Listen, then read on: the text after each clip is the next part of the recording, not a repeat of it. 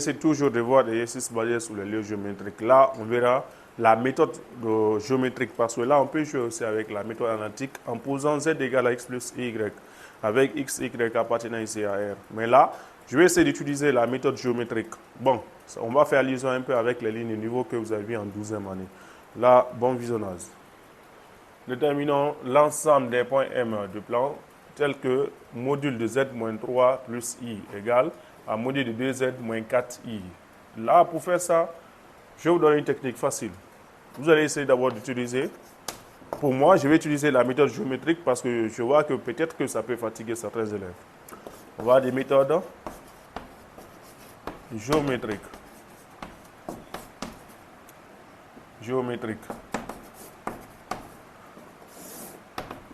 Vous allez dire ici z moins facteur 3 moins i égale, ici encore je peux 2 facteurs z moins 2i. C'est qu'elle a comme ça. Et là, je peux toujours dire que c'est égal module de moins facteur de z moins facteur 3 moins i égale 2 la peut sortir.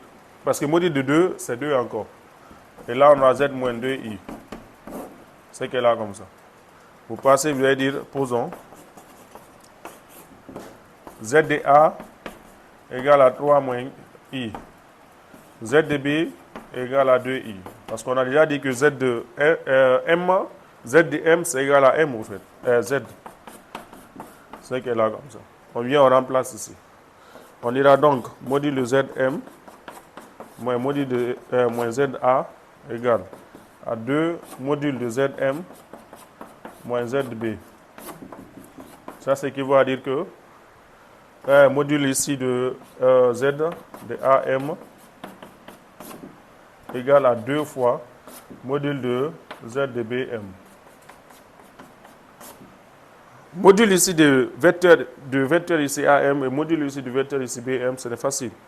Donc, je prends ici, c'est-à-dire que la distance AM qui est égale à 2 fois MB. On ne peut pas directement ici en déduire ici l'ensemble des points M. On ne peut pas directement en déduire. Pour ces genres de situations, peut-être que vous avez vu ça en 12e année. Vous élevez ici au carré mamam d'abord.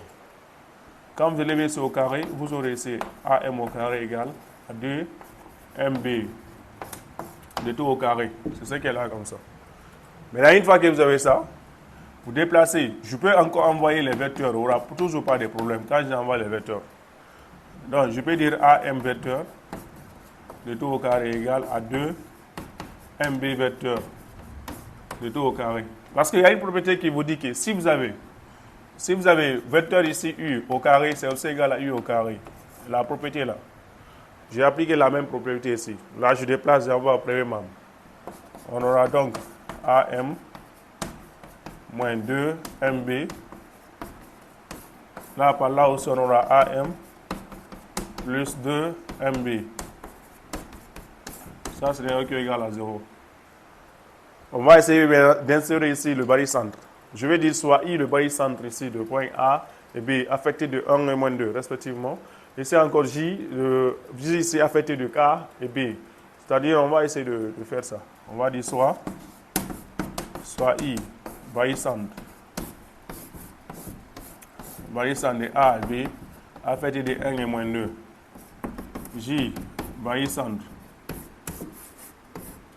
de A affecté de 1 et B affecté ici de 2. C'est les coefficients que vous regardez. Ici c'est 1, ici c'est moins 2. Vous envoyez ça ici. De l'autre côté encore J, ici c'est 1, ici encore c'est 2. Maintenant, dans ce cas, vous allez essayer d'insérer maintenant le point I et J. Dans les deux. Allez dire insérons I et J. De l'autre côté, on aura AJ plus JM. Après là, on aura moins 2 MJ.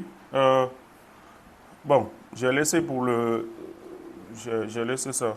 Bon, je vais essayer de rectifier ça. C'est I qui est là. Excusez. On aura ici moins 2 IB. De l'autre côté encore, ici, on aura A, J plus JM. Plus 2 MJ plus 2 JB. Égal à 0. C'est ce qu'elle a comme ça. Mais du fait que ici I est le barycentre, cela veut dire que la somme des deux là sera égale à ici à 0. La somme des deux sera égale à 0. Et là, ici, n'oubliez pas, il y a IM, mais ici il y a MI. Je peux faire ici, je peux permettre que ça soit ici plus, pour que ça soit plus. Et c'est plus, on aura 3 IM. De l'autre côté encore, faites encore la même chose. Ici, quand je permette, on aura moins M, on aura ici JM égale à 0. Et là, ça revient toujours à IM vecteur fois JM vecteur égale à 0. Maintenant, pour interpréter ça, voici IM fois JM égale à 0. Pour interpréter, vous allez dire tout simplement l'ensemble des points M du plan cherché, ce n'est rien d'autre qu'un cercle de diamètre ici I et J. Mais comment ils ont eu l'idée de dire, ou bien comment peut-on dire que directement c'est un cercle? Vous regardez, dire que le produit scalaire de ces deux vecteurs est égal à 0, cela veut dire que l'angle formé entre les deux c'est égal à pi demi. Dire que l'angle est égal à pi demi, nous allons essayer de faire la figure ensemble. Vous allez voir. Le point M est répété ici 2 fois. Le point, ça c'est le rectangle ici au point M, c'est ce qui est là. Mais ils disent que IM, l'angle formé à IM et J, IM et JM, ça c'est au niveau de M, ce qui est là. Mais là, si vous avez ici un triangle rectangle, pour tracer un cercle circonscrit à ce triangle, on vous a dit quoi? Ce n'est rien d'autre que le centre du cercle que vous devez tracer. C'est rien que le milieu de l'hypoténuse que vous avez, du triangle que vous avez. Voici l'hypoténuse, le milieu de ça. Quand vous tracez, vous allez voir, c'est comme ça. Ce qui est là comme ça. C'est comme ça en fait. Vous avez vu, il y a le cercle. Et vous avez vu, IJ représente le diamètre. Donc, ce n'est pas au hasard.